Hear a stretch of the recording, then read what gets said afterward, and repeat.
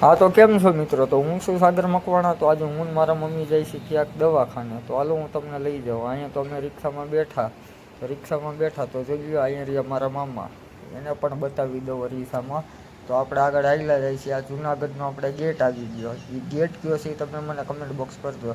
તો ભાઈ જુનાગઢમાં ટ્રાફિક બહુ થાય છે, તમે જોઈ જ લો. પછી મેં કર્યા મારા વાળ હરખા. આજે મેં તો મારું અરીસામાં મોઢું જોઈ લીધું. પછી લઈ લીધી છત્રીવાળા ભાઈએ કીધું કે 270. મેં કીધા 250માં ડન કરીને લઈ લીધી છત્રી. તો હાલો આગળ વધી. જેવી બીજી રિક્ષામાં ઉતરી કરી બીજી રિક્ષામાં બેસવા ગયા હતા, બલૂન મળી ગયું. બલૂન જોઈને પછી જોઈ લો આ બધું રિક્ષામાં બેઠા આપણે. રિક્ષામાં બેસીને મને એક વિચાર આવ્યો કે જેમ કે વિડીયો આપણા જુનાગઢમાં કોઈ જોતા હશે તો જોઈ લો. પાછું આભલામાં જોઈ લઈએ આપણે. તો જોઈ લો અહીંયા મારા મમ્મીને પણ બતાવી દીધા. તો હાલો તમારો વધારે કોઈનો ટાઈમ ખોટી કરવા કરતાં વિડીયો આગળ વધી. અને રિક્ષામાં બેસી ગયા આપણે. જો પાછા બેસી ગયા, પાછો વિડીયો ચાલુ કરી દીધો. અને ક્યાં જવું છે એ તો હું તમને આગળ વિડીયોમાં જ બતાવીશ. તો હાલો આ પાછો બીજો ગેટ આવી ગયો. આ ગેટ કયો છે એ તમે મને કમેન્ટ બોક્સ અવશ્ય કહેજો. અને આપણે પૂગી ગયા હિમાલય કેન્સર હોસ્પિટલે. તો ત્યાં લઈ જવાના છે મારા મમ્મીને. અહીંયા મારા મમ્મી બેઠા. તો અહીંયા રહ્યો હું. અને જોવો હવે બપોરે તડકો થઈ ગયો તો કાંઈ તડકા જેવું તો નહોતું, પણ વાતાવરણ સુંદર હતું અને મને થયું બેસવાનું મન. અને હમણાં આપણે ક્યાંક બાકડો ગોતી લઈને બેસવાનું પ્લાનિંગ કરી. તો બાકડો મળી ગયો અને બેસી લઈ હવે. ને એમાં કેવું હતું, પ્રોસેસ થતાં વહી ગઈ હતી 2 થી 3 કલાક. તો એટલે પછી આપણે બેસવાનું અવશ્ય હતું. તો લઈ લીધો માવો. અને અહીંયા શું લખ્યું કે 100 રૂપિયા દંડ. અંદર હે માવો અને 100 રૂપિયા દંડ.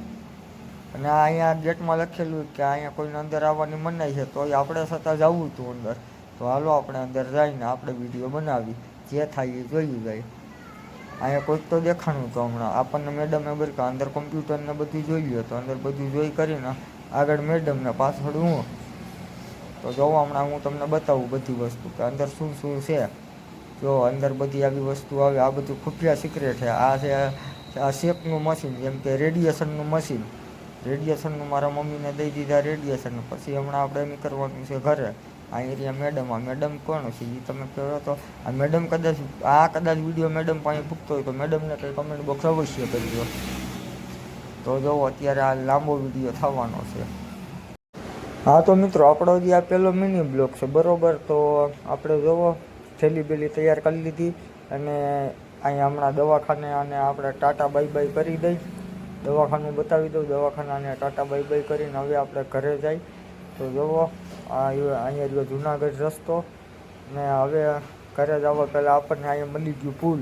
આ પુલ કયું છે એ તમે મને કમેન્ટ બોક્સ અવશ્ય કરજો. ધોરાજી પાટિયાવાળું પુલ છે. અહીંયા રહ્યો ડુંગર જોવાનું મન થયું તો ડુંગરે જોઈ લીધો. તો જુઓ અહીંયા રહ્યો આ રસ્તો. અને રસ્તામાં વચારે પુલ છે. પુલ બુલ જોઈને મારા મમ્મી ભેગા હતા. અને અમારા કાયમનો રસ્તો છે. આ જોઈ લીધું મારું. તો તમને વિડીયો કેવો લાગ્યો તો લાઈક શેર સબસ્ક્રાઈબ કરી.